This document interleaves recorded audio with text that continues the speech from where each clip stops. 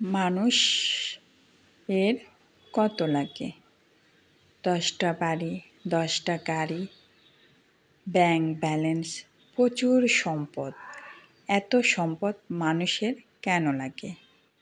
মানুষ কি একবারও চিন্তা করে না যে এই পৃথিবী আমার না, এই পৃথিবী ছেড়ে আমাদেরকে চলে যেতে হবে?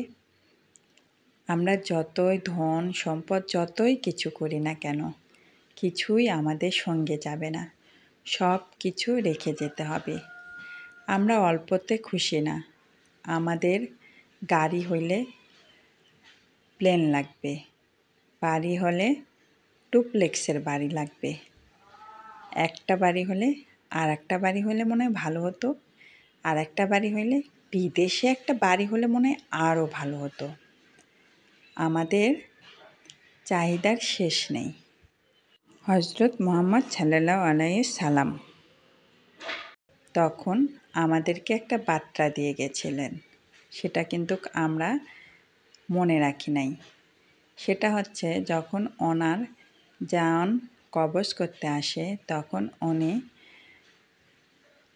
প্রথমে বলেছিল যে আমার ঘরে কোনো সম্পদ আছে কি না সেটা আগে বাহিরে বের করো, তারপর আমার জীবন কবজ করো। এই সম্পদের হিসাব কিন্তু আমরা দিয়ে শেষ করতে পারবো না। আমাদের যা কিছু আছে তাই যদি হিসাব দিতে যাই, এই হিসাবই বহন করা আমাদের জন্য অনেক কষ্টকর হয়ে যাবে।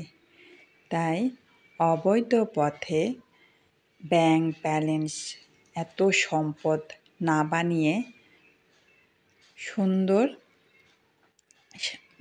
যেন বেঁচে থাকা যায়, দুটো খেয়ে পরে যেন সুন্দরভাবে জীবনযাপন করা যায়, এই মন মানসিকতাই নিয়ে আমাদের চলতে হবে।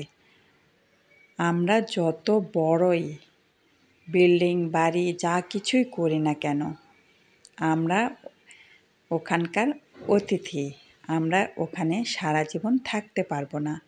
আমাদের ডাক আসলেই আমাদেরকে চলে যেতে হবে, কিন্তু এই কথাটা আমরা মানিয়ে নিতে চাই না।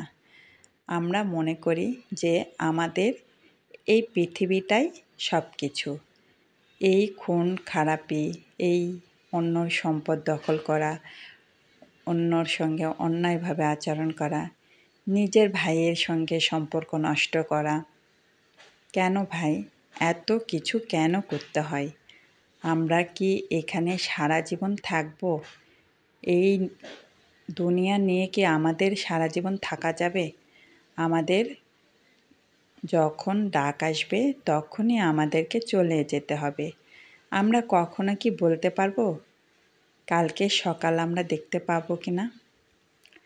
আমি একদিনের ঘটনা বলি।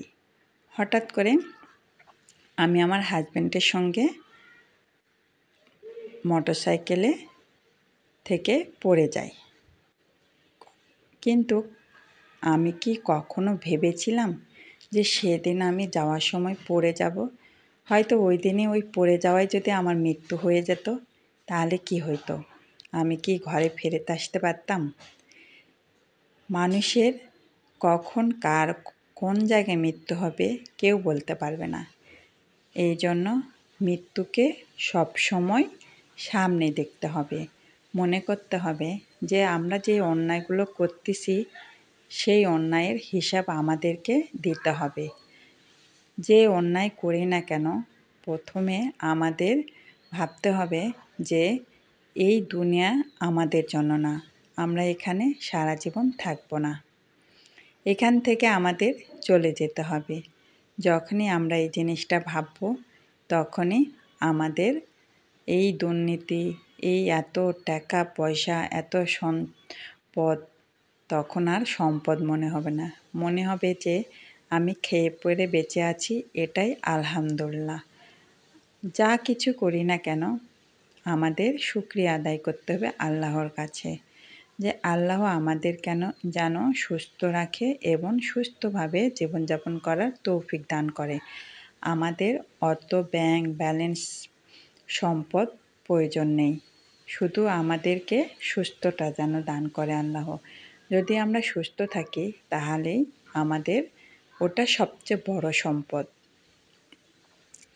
আমার কথাগুলো যদি তোমাদের খারাপ লেগে থাকে অবশ্যই ক্ষমা দৃষ্টিতে দেখবা। আমার এসব মনের কথা, আবেগের কথা, আমি সব সময় এই জিনিসগুলো চিন্তা করি। এই জন্য আমার যেটুকু আছে আমি এইটুকু নিয়ে হ্যাপি থাকার চেষ্টা করি। আমি কখনোই ভাবি না যে আমার অনেক জিনিসপত্র লাগবে, অনেক কিছু লাগবে। আমার সবসময় মনে হয় যা কিছু আছে এর মধ্যেই যেন আমি ভালো করে একটা জীবনযাপন করতে পারি। আর সবসময় চিন্তা হয় যে আমার সন্তানদেরকে সঠিক পথে যেন মানুষ করতে পারি। আমার অত ব্যাংক ব্যালেন্স অত কিছুই প্রয়োজন নেই। হয়তো সবাই ভাবতেছেন এসব আমার আবেগী কথা। এসব আবার আবেগী কথা না, এটা আমার লাইফে সবচেয়ে বাস্তব কথা যে আমি এটাই সবসময় চিন্তা করি। এই দিয়ে আমার যা কিছু আছে এই দিয়ে আমার লাইফটা যেন চলে যায়। একটা মানুষ তখনই পরিপূর্ণ সুখী যার স্বামী সবসময় তাকে সাপোর্ট করে। আমার হাজব্যান্ড আল্লাহর রহমতে যেটুকু সাপোর্ট করে ওতে আলহামদুলিল্লাহ। আমরা এ নিয়েই সবাই খুব ভালো আছি, অনেক ভালো আছি। সবচেয়ে বড় বিষয় আল্লাহ আমাদেরকে সুস্থ রেখেছেন, এটাই অনেক বড় পাওয়া।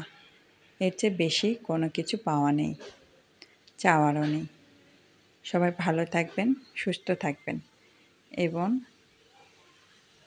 আমাদের জন্য দোয়া করবেন। আর অবশ্যই 5 ওয়াক্তে নামাজ পড়ার চেষ্টা করবেন।